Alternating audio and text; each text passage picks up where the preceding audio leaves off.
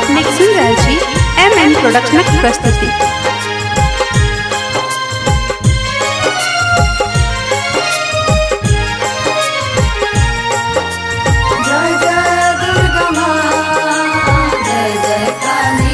दुर्गा कहूँ या काली कहूँ माँ, अहाँक अनेको नाम की कहूँ माँ। दुर्गा कहूँ या काली कहूँ माँ, अहाँके अनेको नाम की कहूँ माँ।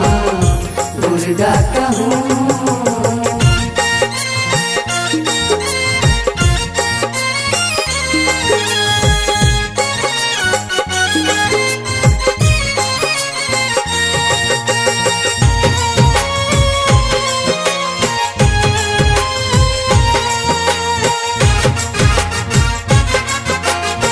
सुन लो अहाँ छी सब जगत के माता, हम निर्धन बालक माँ हमर के विधाता। माँ सुन लो अहाँ छी सब जगत के माता, हम निर्धन बालक माँ हमर के विधाता। श्यामा कहूँ या चंडी कहूँ माँ, अहाँ के अनेको नाम की कहूँ माँ। दुर्गा कहूँ या काली कहूँ माँ, अहाँ के अनेको नाम की कहूँ माँ। दुर्गा कहूँ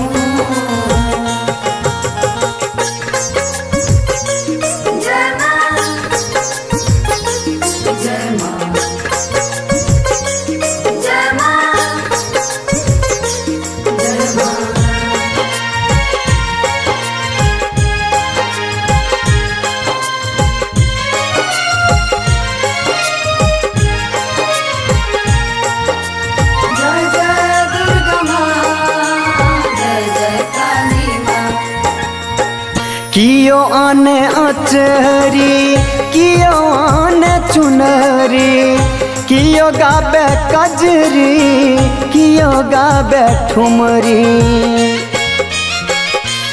माँ कियो आने अचरी कियो आने चुनरी, कियो गाबे कजरी कियो गाबे ठुमरी।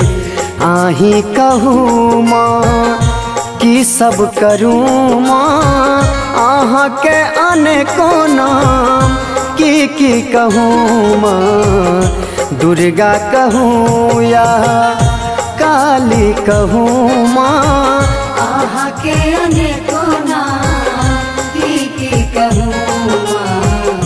दुर्गा कहूँ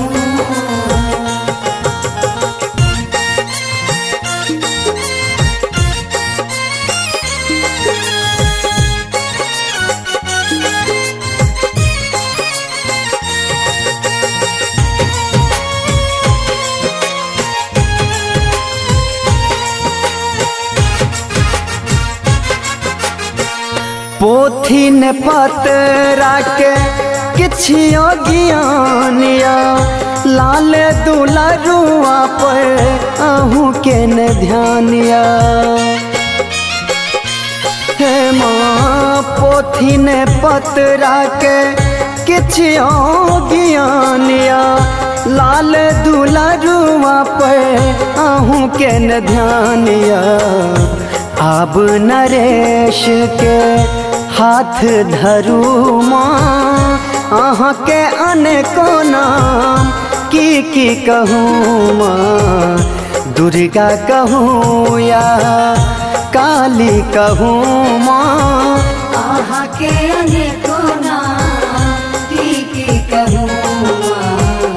दुर्गा कहूँ दुर्गा कहूँ या काली कहूँ माँ, अहाँक अनेको नाम की कहूँ माँ, दुर्गा कहूँ या काली कहूँ माँ, आहा के अनेको नाम की कहूँ माँ, दुर्गा कहूँ